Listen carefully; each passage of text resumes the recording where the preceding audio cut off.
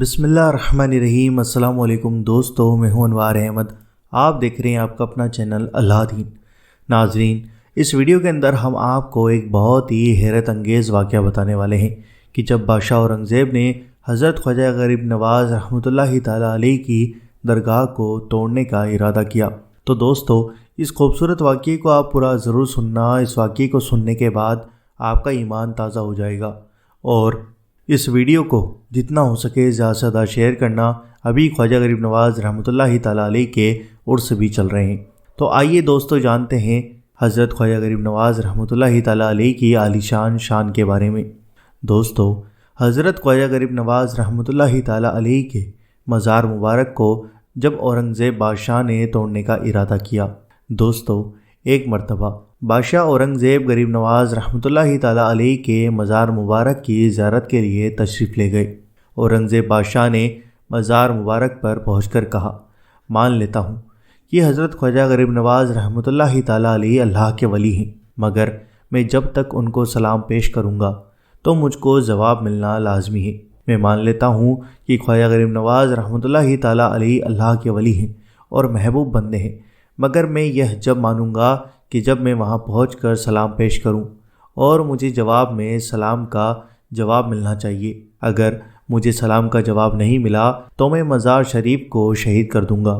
جب بادشاہ اورنگزیب مزار شریف پر پہنچے اور وہاں پر حاضری دی، وہاں پر ایک ادنا سا شخص بیٹھا ہوا تھا اور وہ شخص انتظار کر رہا تھا۔ تو بادشاہ اورنگزیب نے اس سے پوچھا کہ اے شخص، تو یہاں پر کیوں بیٹھا ہے اور تو کیوں پریشان ہے؟ تو وہ شخص بولا کہ میں آنکھ سے نابینا ہوں اور کافی عرصے سے حضرت خواجہ غریب نواز رحمۃ اللہ تعالیٰ علیہ سے دعا کر رہا ہوں کہ میری آنکھوں کی بینائی واپس آ جائے اور میں واپس سے دیکھ سکوں، لیکن اتنے عرصے سے کوئی فائدہ نہیں ہوا۔ کافی عرصے سے یہاں پر حاضری دیتا ہوں اور رو رو کر دعا کرتا ہوں، اللہ رب العزت اپنے اس ولی کے صدقے میں میری آنکھوں کی روشنی واپس عطا کر دے، لیکن ابھی تک کوئی فائدہ نہیں ہوا۔ تو بادشاہ اورنگزیب نے اس شخص سے کہا کہ میں مزار شریف پر سلام پیش کرنے جا رہا ہوں، اور جب تک میں واپس آ جاؤں اور تیری آنکھوں کی روشنی نہ آئی تو میں تلوار سے تیری گردن اڑا دوں گا۔ اتنا سننے کے بعد وہ شخص اور زیادہ پریشان ہو گیا اور بہت غمگین ہو گیا۔ وہ شخص کہنے لگا، اب تک تو صرف آنکھوں کی روشنی ہی نہیں تھی، اب تو جان بھی نہیں رہے گی۔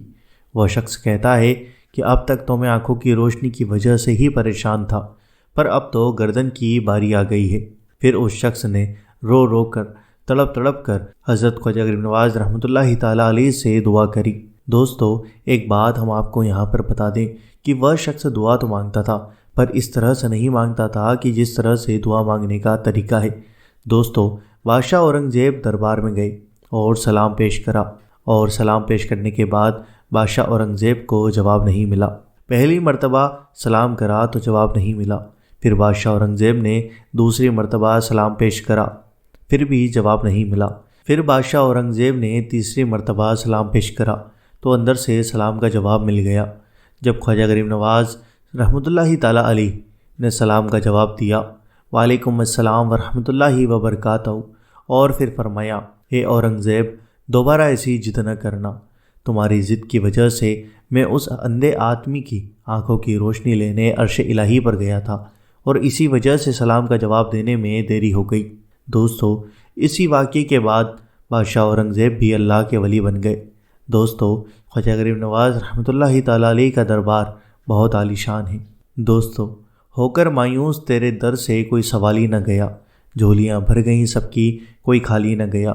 دوستو یہ شان ہے حضور سرکار غریب نواز رحمۃ اللہ تعالیٰ علیہ کی۔ دوستو خواجہ غریب نواز رحمۃ اللہ تعالیٰ علیہ کا مزار مبارک اجمیر شریف میں موجود ہے۔ روزانہ آپ رحمۃ اللہ تعالیٰ علیہ کی درگاہ پر لاکھوں کی تعداد میں لوگ آتے ہیں۔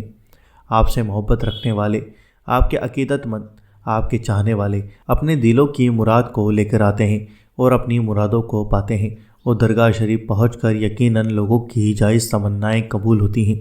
دوستو ابھی خواجہ غریب نواز رحمۃ اللہ تعالیٰ علیہ کا عرس چل رہا ہے، تو دوستو اس ویڈیو کو لائک ضرور کرو اور جتنا ہو سکے زیادہ سے زیادہ شیئر کرو، اور دوستو اگر آپ چینل پر نئے ہوں تو سبسکرائب کر کے بیل آئیکن ضرور دبا دو تاکہ آپ کو ہماری ہر آنے والی ویڈیو کا نوٹیفیکیشن مل جائے گا۔